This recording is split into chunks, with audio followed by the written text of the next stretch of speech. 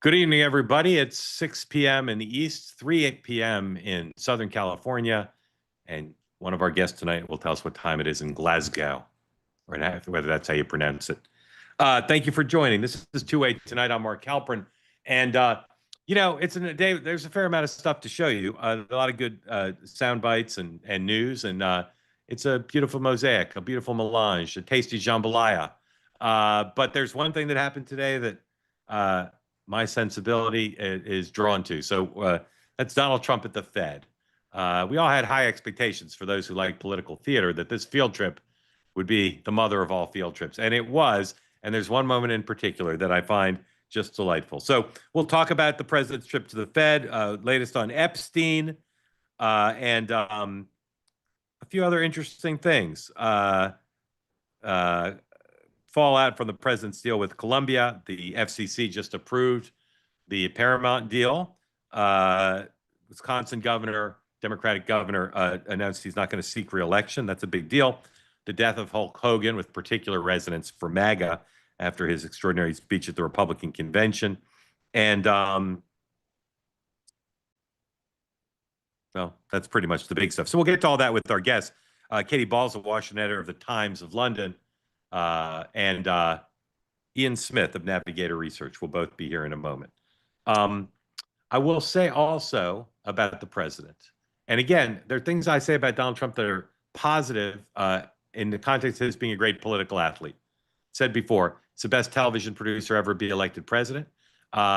He's got incredible capacity to dominate the news cycle. But one of the things he does is these extraordinary photo ops. You think about the McDonald's photo op he did towards the end of the campaign, put on the garbage penny, whatever that thing's called. He's good at that stuff. And one photo op, I'll say probably not the journalistically most pure thing to say, but one photo op I engineered during the 2016 campaign was it was a time when Trump was doing very well and everybody wanted an interview with him. And so I came up with a gimmick. I said, let's go to Woolman Rink, a few blocks from Trump Tower, and let the president, not when the president then, let's let this billionaire businessman tell the story in his own words at Woolman Rink about how he rebuilt Woolman Rink, because it's an incredible story. Most of you know. I'll say briefly. Woolman Rink, right in my neighborhood here, ice skating rink in Central Park, was unusable because it needed repair. And the city tried to repair it, I don't know, 15 years. I'm exaggerating. City couldn't get it done. Labor costs and, bureaucracy, whatever. And Ivanka said, Daddy, I want to skate in Central Park. So he told the city, I'll rebuild it. And he rebuilt it in 20 minutes. Again, I'm exaggerating. And it's great today. My son skates there in the winter. It's fantastic. And I said, let's tell that story. That's a success story. And it speaks to your ability to get things done. So we walked with camera crews. I worked for Bloomberg. We walked to from Trump Tower to Woolman Rink. And we did an interview on the side of the rink. And then I forget exactly how it happened. I probably should know. But I said, let's ride the Zamboni. And he said, yeah, let's do it. So you can put up that picture, Sam. I forget what number it is, 22B. This is Donald Trump on a Zamboni, riding. He rode the Zamboni, drove the thing. And I can say with no lack of confidence that I'm the only political reporter in America, besides my co-host there, can't see him in this photo, who have written on a Zamboni driven by a president of the United States. Can't take that away from me. And if someone else ever does it, I can say I was first. This is a great photo op, and it was on Bloomberg, and it got a fair amount of attention. This is the photo op he did today. We all knew he wanted to embarrass Jay Powell by going to the Fed and touring the construction and pointing out that there was cost overrun. And we wondered whether Jay Powell would greet him at the door, whether he'd be on the tour, whether he'd be at the dentist. Jay Powell was there, and I'm going to show you with our guests, I'm going to show you a bunch of what happened. But this is a photo op that, again, a normal person who was president would not do. This is, make sure we get the right one here. Noah, you know which one it is. This is number 5. Number 5. This is the president and Jay Powell. And again, my strong sense is the president didn't warn Jay Powell what he was going to do. Watch and learn if you ever want to be president. So we're taking a look, and It looks like it's about 3.1 billion. It went up a little bit, or a lot. So the 2.7 is now 3.1. I'm not aware of that. Yeah, it just came out. Yeah, I haven't heard that from anybody at the Fed. Yeah, it just came out. Our notes had it about 3.1 as well. 3.1, 3.2. This came from us? Yes. I don't know who does that. You're including the Martin renovation. You just added our entire capital. Yeah, you just added in a third building is what that is. That's a third building. Well, no, but it's a building that's being built. No, it was built 5 years ago. We finished Martin 5 years ago. It's part of the overall work. But it's not new. So we're going to take a look. We're going to see what's happening, and it's got a long way. Do you expect any more additional cost overruns? Don't expect them. We're ready for them, but we have a little bit of a reserve that we may use, but no, we don't. Expect to be finished in 2027. We're well along, as you can see. Nice to take these off every once in a while when we're not under too much danger. Again, it's all over cable, and it's just so compelling. And poor Jay Powell. And for one thing, I didn't realize how much taller the president is than Jay Powell, but I bet you Donald Trump did. So that photo op will go down in history, and we'll show you more of the president's tour in a moment with our guests. As always, if you're here on the two-way platform, we'd love your participation, particularly if you've never raised your hand on this show before. Katie Reeves, I don't know who that baby is, but I hope that baby's on this show. Raise your hand if you want to be in on the conversation. If you're watching on X or on YouTube, don't raise your hand, and do not put smack in the chat. Let peace, love, and understanding radiate throughout your being. Be nice to everybody. And if you hear something on the show that you do not like and do not agree with, do not send me an email saying I'll never watch your show again because you have people on I don't agree with. Go do your business somewhere else if that's your attitude. Instead, if you'd like to contact me, send me an email and say, Mark, thank you for exposing me to a different point of view in a reasonable and sophisticated manner. I couldn't be more grateful to you and the two-way platform for sharing thoughts. All right, all that and more coming up in just a moment. But now a word from our sponsors at Indeed. Indeed is the way you can hire quickly. To get the right people fast is super important if you're in the hiring game. And when it comes to hiring, Indeed is all you need. You stop struggling to try to figure out how to find the right people. Just go to Indeed and use their sponsored job feature. Sponsored jobs do much better on the platform. Your post jumps to the top of the page, and typically, according to Indeed, 45% more applicants will come through, non-qualified applicants, than you get for the non-sponsored job. So no need to wait any longer. If you want to find somebody quick, go to Indeed.com and /two-way. Go to Indeed.com/two-way, and you will get $75 off your sponsored job. You'll get a credit, $75 credit to get that done. So get more visibility for your jobs listings. Use Indeed. Go to Indeed.com/two-way right now. Support this program.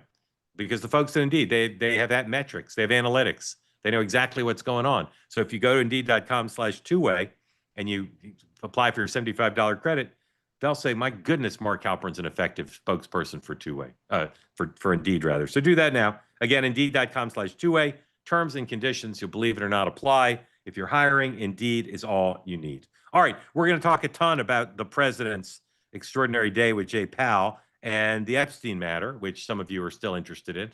Can't say why that is, but we've got some news on Epstein, including something pretty interesting that Ro Khanna said to me earlier today for Next Up. So without further ado, let's bring in our guests. Couldn't be more excited to have Katy Balls here, newly minted American correspondent. She's like the modern day de Tocqueville. Katy Balls, tell people what you do for a living, how long you've been here in the United States, and whether you're used to calling your apartment an apartment. So I've been here for 2.5 months. I did 10 years in Westminster, covering British politics for The Spectator, and now I'm the Washington editor of the Times of London. And I call it a house because I have 2 floors. Oh, so you call it a house.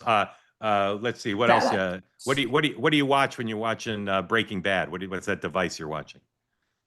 A TV. Yeah, okay, there you go. Good. Okay. You're fully acculturated. And what do you cover?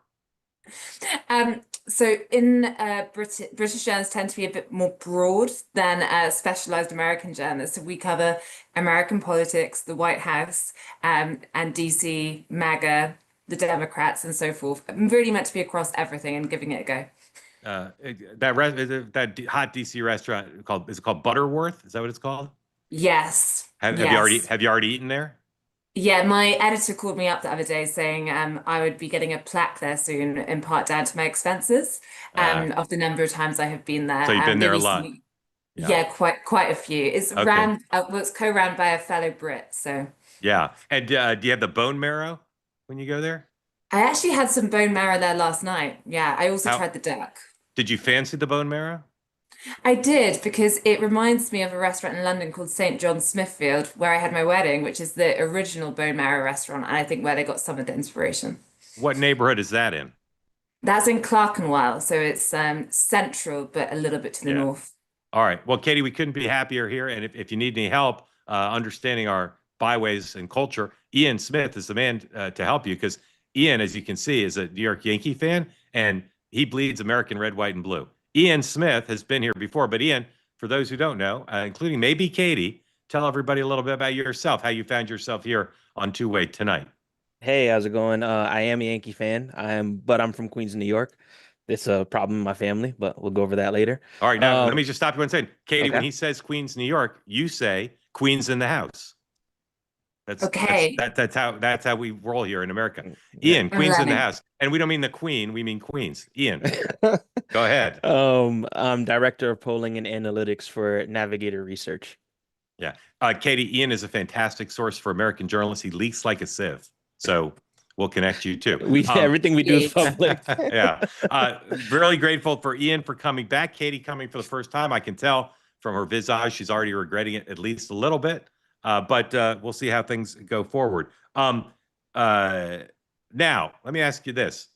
Watching that first clip of Jay Powell with the president, Ian, you first. What adjectives would you use to describe how Jay Powell seemed in that scene?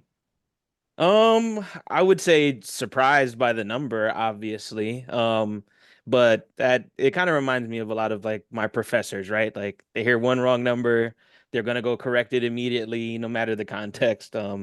But I would say maybe surprised, would be the main adjective I would use. All right, Katie, how would you write a lead for that scene? Well, I think he seemed bothered, bewildered, slightly tortured, and Yeah, it seemed to almost be a bit of a pain tour, a yeah, misery tour from Donald Trump, one that Hal couldn't really get out of. yeah. All right, excellent. So people are already writing their headlines and their leads off it, and I can't wait to see how it's covered on the evening news. I almost never watch that, but in this case, I'll be curious. Number one, here's how the Wall Street Journal framed it, and they had their headline up pretty quick because this is a big story for them. Because undergirding this political theater is the question of whether the president's going to be able to force Powell out. Seems pretty clear he's not going to fire him, but it also seems pretty clear he wants to diminish him and make him feel like the job ain't worth having. So number one, Sam, if you would, Wall Street Journal headline, Trump turns Fed construction visit into political theater.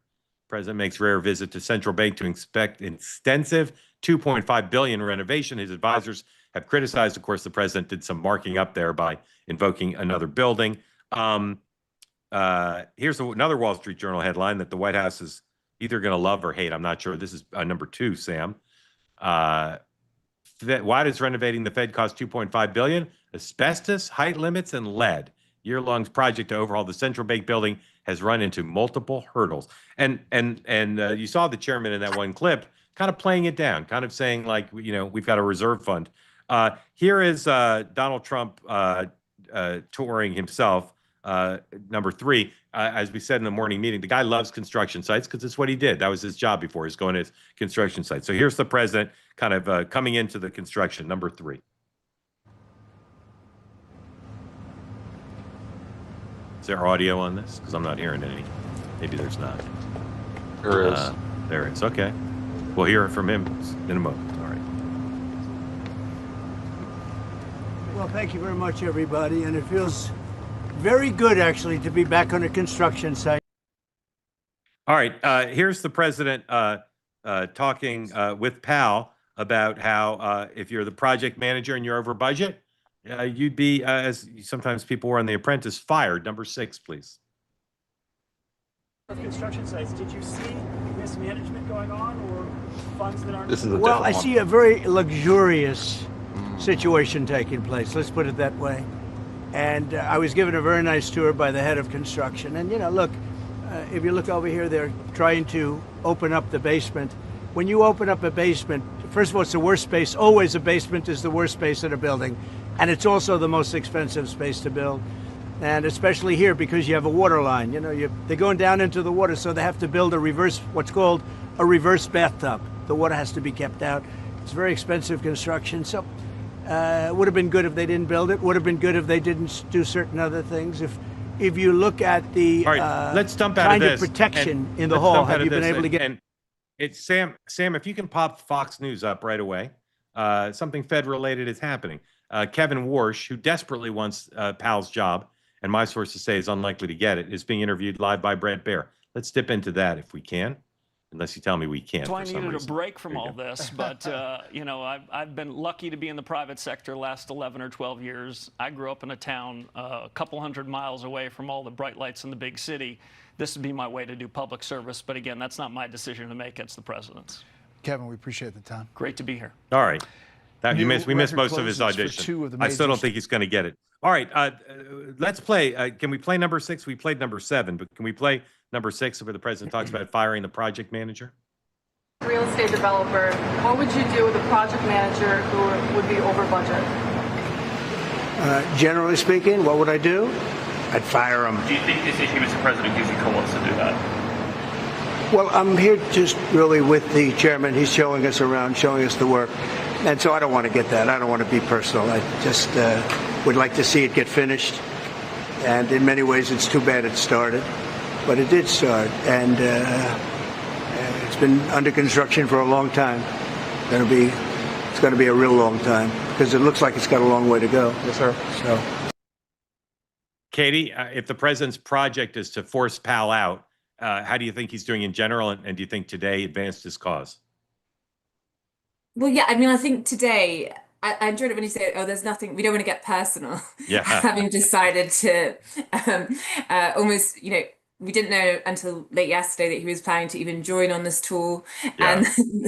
And then a situation where I don't think Powell could have really found any upside. And of course, then you had Trump bring out his prop of the report saying, oh, the figures are a bit different. And, playing out as it often does with Donald Trump, like beautiful television, so to speak.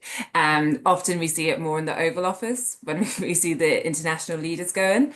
Yeah. I think today's theatre was on that site. And if Donald Trump is in the situation we think he is in, whereby in order to oust Powell, he has to have cause, starting to set up, evidence public, which everyone is seeing and everyone's talking about, alleging, the cost is even worse. So you can start to make that case is probably helpful towards that. Yeah. Ian, if Powell hired you as a consultant and said, I gotta get my numbers up. I gotta get my unfave higher because I'm vulnerable now. And the president's just hammering me every day. Anything you think Powell could do to strengthen his position with the public as opposed to the elites who like him? Yeah, I think in a kind of twist, the public is actually responding really quickly and acutely to market shifts. So I think that there's like a synergy between the elites and the public right now that are there when Trump is attacking Powell and it feels uncertain, the markets react and they lose some of their money that they have in the markets. But that being said, I don't think this is going to be a news story that breaks through, especially when he's struggling to maintain narratives more than he ever has with his base, and especially those that are kind of in the middle, right? So if I'm playing the role of Powell's consultant here, I would keep talking to Americans about keeping the economy on the straight and narrow and not about buildings. I don't think they care. Katie, I know your editors, because I know British editors. They're fascinated by the culture of Trump's Washington. Like that's a story you could write 1,000 pieces. They'll take them all. Are they interested in the question of the Fed chair and Trump's battle with them, either for the substance of the American economy, world economy, or the soap opera? Is that of interest to them? I think they're always interested, including I think British views in a soap opera. We have very popular soap operas in the UK, but Yeah. also Trump brings the theatre and people just find it fascinating. But I think on the serious point, of course, if you do have this and it has market reverberations, stock market and things, it's only so much until it starts to come back and affect that other countries looking on. So I think there is a level of interest in it. And also just to the point about the fact the White House keeps trying to change the narrative from certain stories at the moment, it's just the fact that, he clearly wants this threat to hang over Powell, but then at other points will say, oh, no, he definitely is fine to stay for a bit. So I think the pantomime element too is something that's causing some amusement back home. Right. Okay. Excellent. You mentioned changing from other stories. Good segue to the Epstein matter. That line. Do you guys both know all the lyrics to Billy Joel's "We Didn't Start the Fire"? You know that? No. I know a little bit of the hook. Yeah, a little bit. All right. Well, there's a line about British politician sex, and I do typically object to calling the Epstein story a sex story because it's really about abuse. It's not really a sex thing. It's about abuse. So I don't want to minimize that, but there is a lot of interest in that story, I know, around the world, including I'm sure Katie's editors are interested. And some things happened today, so let's run through them. A very important and pretty well reported New York Times story, number 11, about something that I've been interested in and haven't had time to do any reporting myself on, which is when it's become clear. They write about what's happened in the past, but it's an ongoing thing. There's pressure on the administration to make information available, right? You hear it on Capitol Hill. You hear it amongst the MAGA influencers. And so there's some documents in the Justice Department that exist. We know the president and the attorney general have called for the release of the grand jury material, which the court so far are not keen on. But there's other stuff. So this New York Times story, how a frantic scouring of the Epstein files consumed the Justice Department. There was a single goal in mind: find anything that could be released to the public to satisfy President Trump supporters. And again, as I've said before, Halperin's seventh rule of Washington: if something is famous in Washington for being secret, the pressure on it to be released will be overwhelming. So they're going to try to release some stuff. The question is, where will that end? Politico has a story, number 12. Promise you this is overwritten, but it's directionally correct. That the bill is going to come due. Quote, the bill is going to come due. House GOP braces for Epstein crisis to intensify. House Republicans are furious. The Dems caught them, quote, flat-footed this week, and they expect the attacks to continue after recess. I'm still not convinced that the American people are overwhelmingly interested in this, but there is a group of people who are intensely interested, and there is a gap between some House Republicans and the Speaker, who continues to be for less disclosure for a variety of reasons. I interviewed Ro Khanna today, the congressman from California who's become the leading Democratic voice for disclosure. We talked a lot about how that's happened. He's not typically he's more associated with economic issues, but we talked about that. And I asked him about why Democrats didn't do anything about this. If it's such an important moral issue, when Joe Biden was president, they weren't pushing to disclose the documents.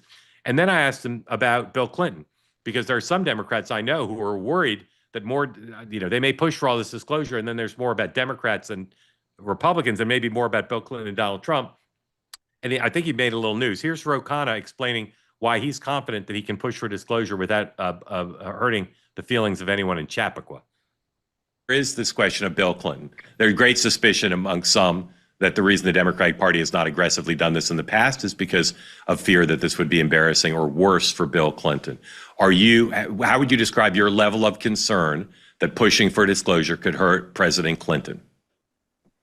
Not much, for two reasons. One, without mentioning names, there's some very senior people to Bill Clinton, some of his closest aides, who reached out encouraging me to continue doing what I was doing. Not mentioning Bill Clinton, but just saying that we should be on the side of transparency. I doubt they would be doing that if they really had concern. Secondly, I'm sorry. Let me stop you on that one. Is that people so closely associated with Bill Clinton that it's clear they were doing that on his behalf? Not on his behalf, but they so closely associated with him that you would know that they would never argue for anything that could in any way hurt President Clinton. These are people who would defend whatever President Clinton did and have just utmost loyalty to Clinton. Okay. And secondly, okay, number two. Can you stop that? Number two. Stop it there. You can stop it. Here's why I find this extraordinary.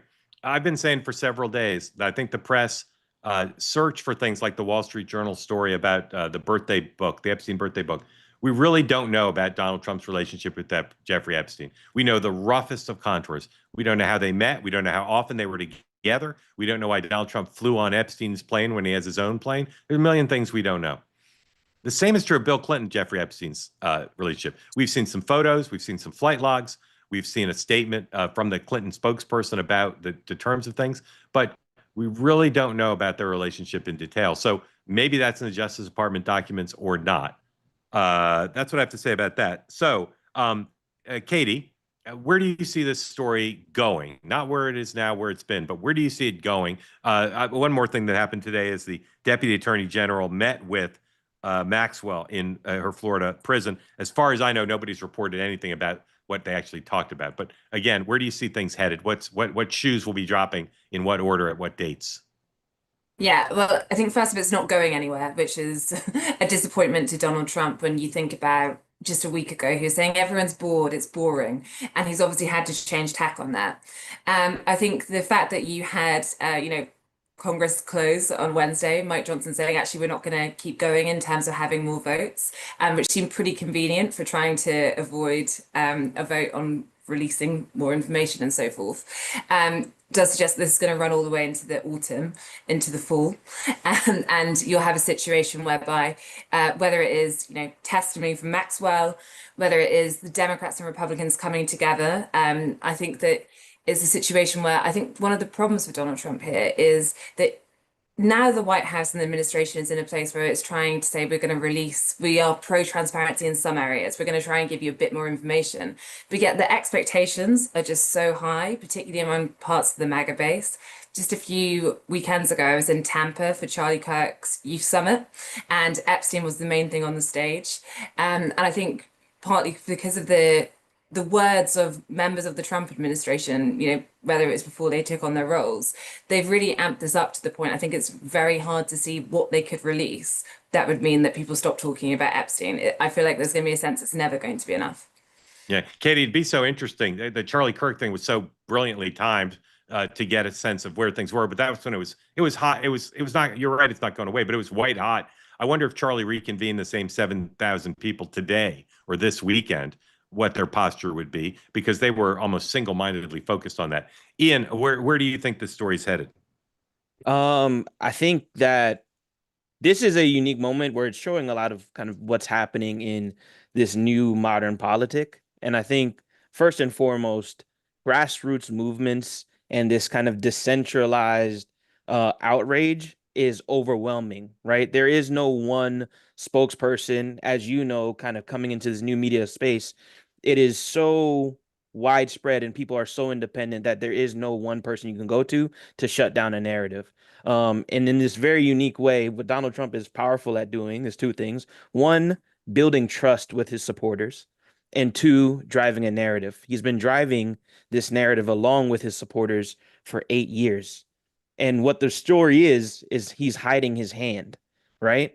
And they've never seen him done that before. He shoots fires off the hip, et cetera, et cetera. So not only is it so discordant with his brand, not only is pedophilia and abuse a major concern for Americans more broadly, especially among his base, both of those combined, along with the continuing to hide, the continuing to run away to recess a couple of weeks early, it doesn't seem like it's going anywhere, especially when he's built 8 years of momentum on this for his supporters. Well said by both of you, truly. If you want to be in on the conversation, please raise your hand. We'll get to you in just a bit. Is there someone around the president, Attorney General, FBI Director, anybody you see? Does anybody seem to have a good handle on how to handle this? Do you see Caroline Leavitt, or do they all seem, the people around the president, Katy, seem to you to be like the president does, which is scrambling, concerned, and not poker faced? Well, I think in a way they're all scrambling, but that's because it comes from the president, and you have a presidency where so much power is, coming from one person. And that's partly the system, but I think particularly with Donald Trump. And therefore, lots of the figures around him are trying to guess what he wants to do and wants to say. And I don't think anyone, particularly on this, has the confidence to take a step forward and say something on Epstein, which they feel is not coming directly from the president, which means that you do end up in a situation where, first off, the line has changed a few times, but also you're not getting a huge number now of, congressmen and senators coming out to defend Donald Trump on this. I don't think, people are saying release the files. I think there was a nervousness when you speak to figures around Congress about going out to bat for Donald Trump on this when they don't know what's going to come out. And they also worry about what might come out specifically about him and the sense that he does not need re-election. And of course they do. Yeah. Ian, you're a very level-headed guy. Do you agree with me that Politico is saying this is a panic and it's consuming the presidency and it's going to be a huge issue for sure when the Congress comes back? Do you agree with Politico, or are you going to be more level-headed and be with me? No, I think I don't know exactly where you're at. Give me where you're at, and then I'll tell you whether or not. I mean, it's a problem, and it's going to be unpredictable, but it's not consuming the presidency. I'll be curious. Well, right now, let me take a look. Do you think it's going to be leading the evening newscasts on the broadcast networks? What do you think? Yes or no? Yes. Yes. And I don't think that the story of Epstein will permanently kind of reverberate and topple any type of kind of momentum Trump has on legislation or whatever. But I do think that broken trust is permanent. And that will reverberate through. And it is a gap that folks who on the right or the left can kind of expose. This is a real crack in the armor. Yeah. Katy, we have these 3 evening newscasts because, again, I'm a dinosaur. I don't usually watch them, but I'm just curious to see CBS, ABC, and NBC. When's the BBC's main evening newscast on? What time? 10 o'clock. The 10 6 o'clock. p.m. and 10 o'clock. So the 6 6 p.m. o'clock and the 10 o'clock are the big ones. And then like there's other Sky obviously is on, but are there other broadcasts that people would look to get a sense of things? Yeah, I mean, the main one's probably a BBC and then ITV, which is the Channel ITV, 3 yeah. option. But I think the 10 o'clock is the one that makes everyone who works in politics nervous because Yeah. that's really about what's going to be leading the next day. Whereas I think the 6 p.m. is felt to be a bit more predictable. 10 Right. p.m. is when you get the angry calls. Yeah. If I could hop back in there with a number, Yes, sir. Mark. Yes, sir. This is why I say I don't know if it's gonna consume the presidency, but why this kind of trust point is so important. In our last poll, which finished fielding 3 days ago, and these are small numbers and people usually can't register, especially in DC, Mark, numbers under 51%. But I think this is really key. 17% of Republicans believe that Trump himself is involved or named on the quote unquote client list. 25% of Republicans who consider themselves non-MAGA Republicans, right?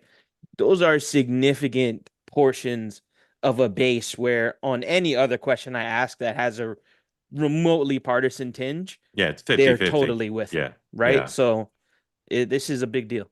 Yeah. And I think that's also why you can see with the Democrats, I mean, they're slightly finding their ruthless streak, obviously, going from previously not really calling for the files to be released to now saying, oh, it must be. And there's something a little bit, I suppose, phony about some of that. But you speak to them and they feel as though they haven't been able to land a mark on Donald Trump for months now.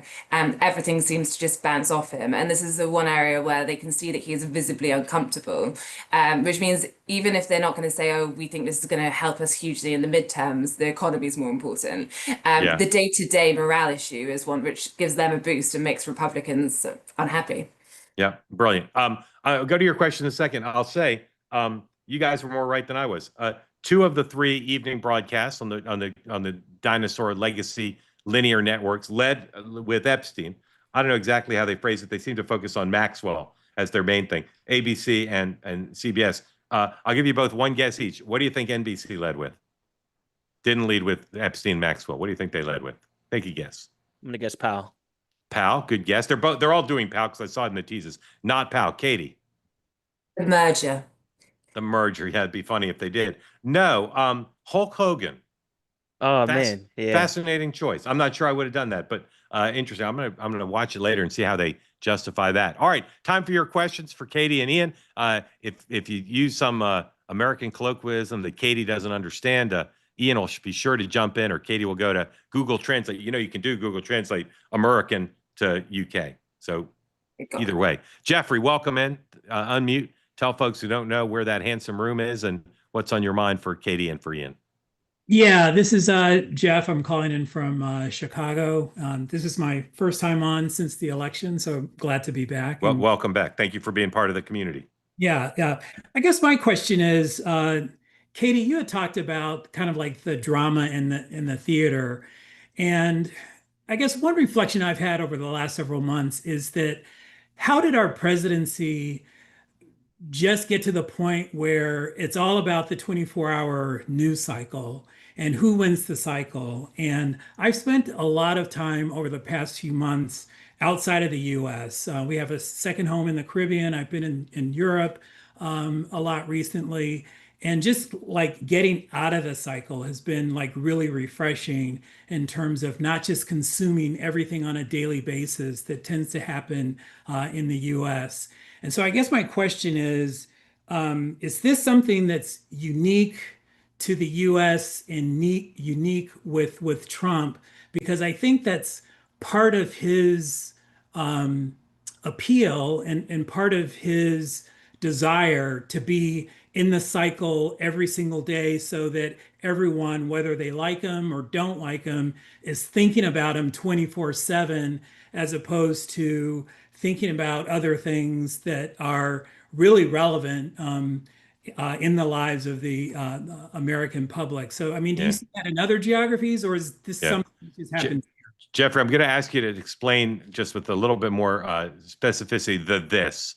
Is it superficial coverage? Is it coverage focused on a politician as opposed to real people? Just explain a little more, and then Katie and Ian will address it. It's the daily drama. So, for example, when you talk about the visit today with Powell and how he came across relative to Powell. So, for example, I sit on real corporate boards, one in asset management, the other two are companies that have real implications around tariffs,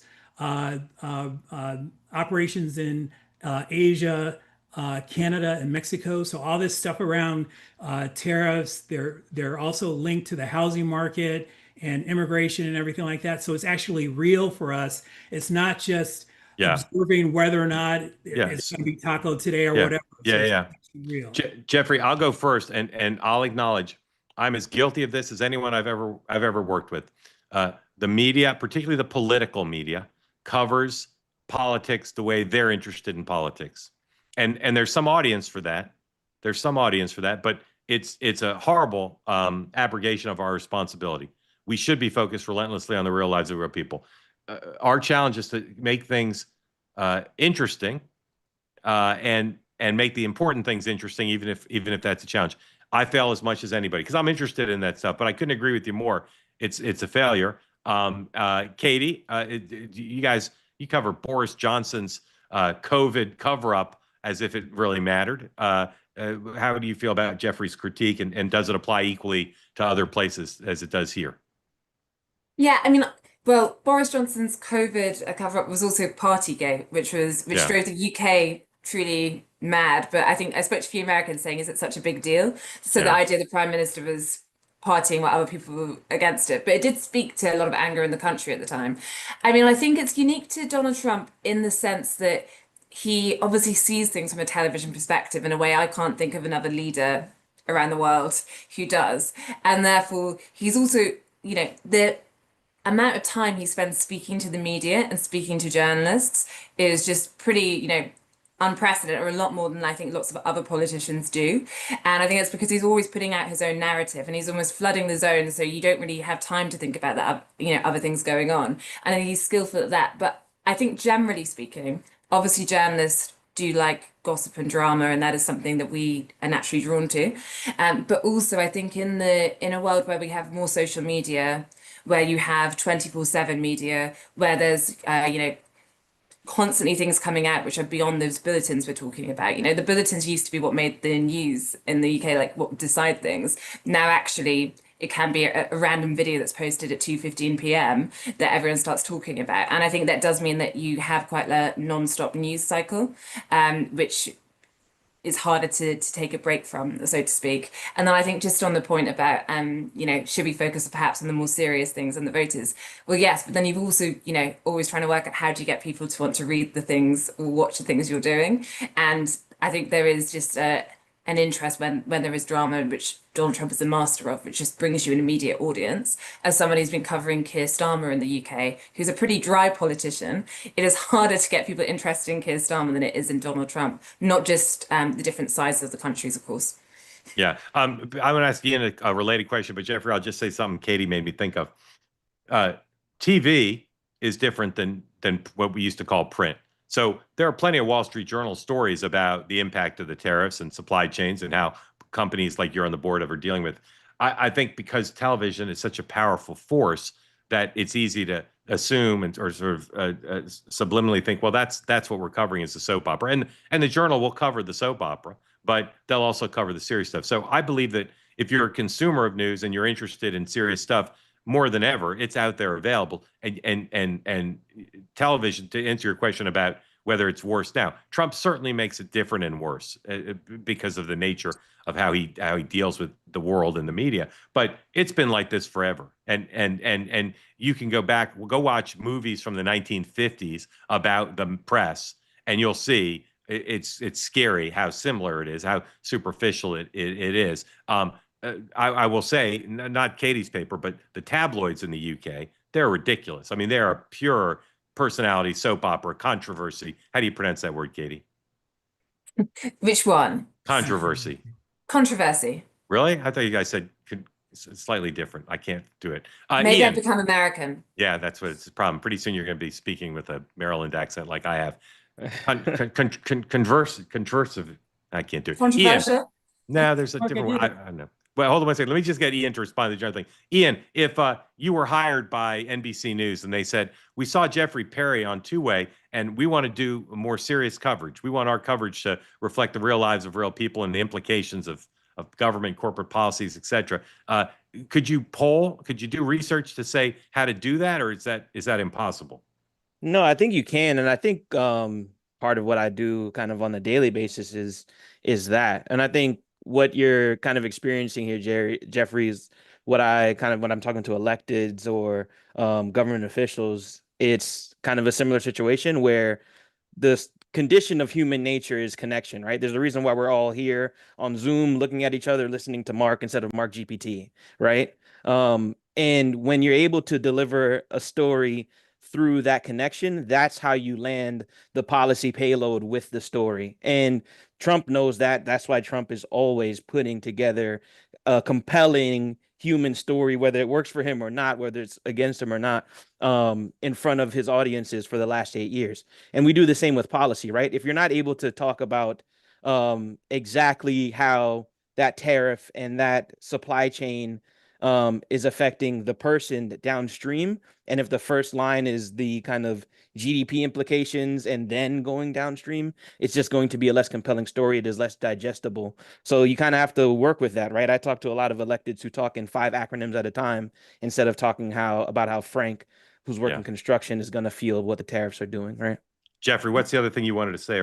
One other point is, I think the other implication of that in the media landscape is, given the fragmentation of the media, it's easy for people to get caught in their own echo chambers, if you will. So, for example, when Trump talked about Obama and the whole treason thing the other day, I was watching CNN and some other networks, and they were talking about how ridiculous that was. And then I turned on Fox, and they talked about, oh my gosh, this has to be investigated. This is, you know, someone's got to pay for this. The Trump spent $400 million defending themselves, and so on and so forth. A completely different take on it. And if you're like stuck in those silos, you'll come out with very, very different perspectives on the same thing. And that's another thing that I think Trump, rightly or wrongly, is masterful about, in terms of being able to tap into those things for people that he's trying to appeal to. Yep, I totally agree with you. And let me just segue into talking about Two-Way, which I'm proud of. I don't want to sound boastful about this, but our conversation this morning on the morning meeting about Tulsi Gabbard's accusations against President Obama we had, as we say, a two-way conversation like no other. We had all the point of views represented. We critiqued everybody's point of view, and it was civil, and we tried to get to the truth. We're really proud of being able to do that because we're trying to counteract the exact dynamic you're talking about, where you're in a parallel universe depending on which cable channel you stopped on. In terms of seriousness, I don't know if you've seen our show we do on Tuesdays, Cancer Decoded, that I host with Dr. Patrick Soon-Shiong, one of the leading cancer experts in the world. That's a serious program. And we talk about the latest research. We bring on experts. We let people ask questions. We try to build authentic community around a really serious topic where information's at a premium. And you don't want a slugfest. You don't want that. Let's see that show succeed. You know, it's doing okay. I'm very proud of it. We'll continue it. We want to do more shows like that. But I can tell you, the other night we brought on two experts on the budget, on the federal budget deficit and debt. Important topic. It was truly two of the top people in the country with knowledge and passion about the issue. And I can tell you, it wasn't the most popular segment we've done on this program, right? So this is the challenge, to make important things interesting and to not just do the interesting things, particularly the things that are interesting to political reporters who make content for each other rather than for the public. So that's the challenge. Watch the Cancer Show, Jeffrey. Otherwise, you're not helping me. All right. Thank you. Grateful to you. Thank you for coming back. I'll say on behalf of the group, we missed you. All right. Chris Taylor, welcome in. Katy, you been to Idaho yet? No. You got to get to Idaho. No offense to your beautiful nation. You don't have anything as beautiful as Idaho. Chris Taylor's from Idaho. Chris, welcome back. Thanks. Just a quick comment. So two-time Trump supporter, but very irritated of what's going on with the Epstein stuff. And just for context, like, why is it bugging us? Here in northern Idaho, I'm just looking at our little county, so very, very small. We're a little university town. I'm not sure how many, but it looks like, just from trying to do a quick chat GPT type lookup, there might be 5 cases where there have been extensive prison sentences in the last 5 years for possessing child pornography. So somebody's got the material on their computer, and I'm seeing some of them are like 11 years in prison for just possessing this material, not that they were participating in it. So when you look at something like that, and then you look at the Epstein, where these are actors, and we're not seeing any prosecutions, it just does not make sense. It's like somehow there's got to be justice. Yeah, Chris, we all agree there should be justice. I'll just tell you, based on what little we know, it's possible that everybody who should have been prosecuted has been. I'm not saying that's true, but it's possible. I know everybody's suspicious, and I know that there's been some accusations, some anonymous, some not. But I haven't heard too many people say this specific person did a specific thing. I haven't heard it. Yeah, so we all know, and again, believe me, I'm not minimizing the possibility of how bad it is at all. But we all know of cases where there's accusations of mass wrongdoing, including child abuse. We all know of famous cases like that where it turns out there wasn't. Mm-hmm. So we need to be somewhat reliant on government officials, because these things are normally investigated not in the public sphere but privately. And of course, partly what this is about is people like you and tens of millions of others don't trust that the government's doing it correctly. But we shouldn't jump to the conclusion that there's 10 or 100 or 1,000 men who are getting away with something they shouldn't get away with. It might be true, but I don't think we should jump to that conclusion, because based on the available data, we don't know that. I wouldn't be able to give you a list of 7 people who have been accused of that in any meaningful way.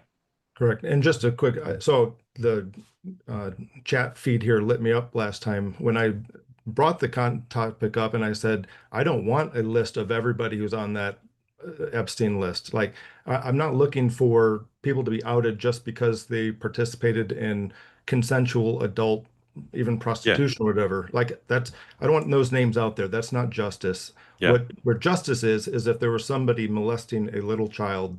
100%. We all want justice for that, but there's really no reason to know how widespread that was. Yeah. Really, there's not. Ian, thoughts? Yeah, I can't put anything on top of that. I mean, like Okay. it's obvious that this is it's emotional for folks, and this is an emotional issue. I mean, everybody wants justice here, so Yep. I agree. Okay. Katie, thoughts? Yeah, well, I think just the fact that, you have one person in prison, one person dead, and, there does seem as though there was a network. I think there is just a feeling that justice hasn't been done here, and anything that adds to the sense of the rich and powerful, almost having different treatment, which is, just looking at how long it took to even bring the charges against Epstein, right? That seems something which is pretty apparent, just adds to the sense of not believing in the system. I think Trump's problem is lots of people thought he was almost the answer to that, draining the swamp, going against the deep state, and recent actions, at the very least, just make it seem as though is not a complete change there. Some of the old things are still in place. Yeah. So probably a lot of you know about this, but I bet some of you don't. The UK has been dealing with a scandal about grooming and child sexual abuse. It's a massive story that goes over a very long period of time. Again, I don't know how many of you know about it. I got to say, it's not very well covered here. I know it primarily because I have a friend who's extraordinarily interested in it, and it's been popularized not just in the U.S. and England by Elon Musk. And Elon Musk has played an extraordinary role in publicizing this. Katie, can you summarize the dimensions of this known and suspected? And I'll say, Chris, do you know about this story? I've heard about it, but I don't know the details. If you lived in the UK, your level of fury that you have over the Epstein thing would be 100 times. Katie, can you just summarize what it is and how it's developed and where it stands now? This dates back over 10 years, really. And this was in quite financially deprived areas within England, where there were grooming gangs and teenage girls, often those who came from tricky households, didn't have much money, broken homes, not in all cases. And the vulnerable were basically groomed by these men, and many of the men were Pakistani men. But there was almost a cover up whereby you weren't really meant to talk about the ethnic origins of those involved in it. And there were, some of the cases eventually went to court, but you had situations where the police would say, "Oh, no one's going to believe this girl. She seems as though, I would use a slut or so forth." And in response, so it took a long time to get justice. Some of the girls still haven't got justice. And even then, some of the route driving courses and the details of the men involved you weren't allowed to talk about because you said it was dog whistle politics. It was, approaching racist. So it's only really flared up actually years after it's happened. As you say, Elon Musk tweeted about it a lot. It reopened the conversation in the UK. And now finally you have all the main parties saying, "Oh, actually, we do need to talk about this." But it's taken a long time to get there. And even then there's questions where the current government is willing to find the money for a public inquiry. It's something Nigel Farage, the Tories, but any party that's been in power in the past couple of years has their own questions to answer as to why it took so long to get there. And it's believed to be quite widespread, right? We're talking about very large numbers of men and young girls. Yeah, particularly in certain parts of England, it tended to be these towns or cities where, they're not particularly prosperous. This isn't a London story. This is, parts of the north and so forth. But yeah, widespread in more cities than one, and more towns than one, and lots and lots of victims and lots of men, some of whom went to jail, some of whom have not.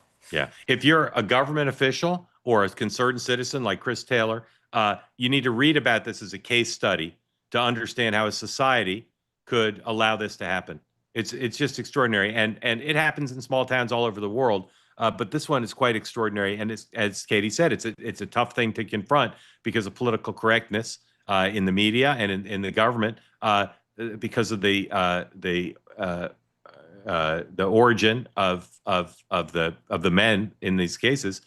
People felt they couldn't. It was politically incorrect to talk about, and they allowed political correctness to trump concern for little girls. It's just a great case study of a really screwed up thing that a society allows to happen. One of the most sophisticated societies in the world. So I urge everybody to read into it. Yeah, go ahead. And to say one brief thing, one of the lines they kept using when people wanted to talk about it was, "Well, actually, we can't talk about this because if we talk about the men and Asian men doing this, then that's going to sow seeds of division. Then there's going to be more division in society. So we can't talk about it." Yeah. Crazy.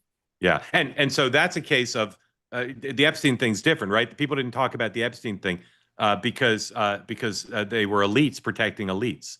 We know that's the case because we know there were people who associated with him and empowered him even after he'd been convicted in the state court. This is different. This is about political correctness. But we all would like to think that our society would never allow anything to trump the safety of our kids, right? But these are two cases where it happened, and again, they're both extraordinary case studies to think about and say, how could this possibly happen? Well, unfortunately, it's all too understandable. Chris, thank you. Go ahead, Mark. Yes, just sir. One more quick comment. So I'm in Moscow, Idaho. We live here where the murders of the 4 university students took place. That also seems like a travesty of justice that he could make a plea bargain to get multiple life sentences, but avoid the death penalty. That's one piece of it. But the other one is not going to court, not going, having the case drawn out. Everybody has just 1,000 questions of what really happened, what were the motivations. Like, there's no closure when you don't actually have a case prosecuted. Yeah. And Chris, how do the prosecutors explain it, or have they not explained it?